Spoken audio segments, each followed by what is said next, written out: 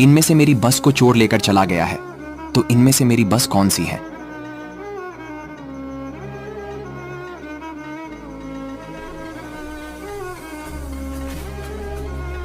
मुझे तो लगता है यही गाड़ी को चोर ले जा रहा है, लेकिन उसे देखने से पहले। बेटा, मुझे देखकर इग्नोर मत करना। इस बार जो भी एग्जाम में पास होना चाहता है मैं पास कर दूंगी, मगर मेरा भी एक काम करना होगा। तुम्हें इस वीडियो को एक लाइक और चैनल को सब्सक्राइब करना होगा और 5 सच्चे मित्र को शेयर करना होगा और मेरे बेटे ज्यादा कमेंट में सरस्वती माँ लिख दो।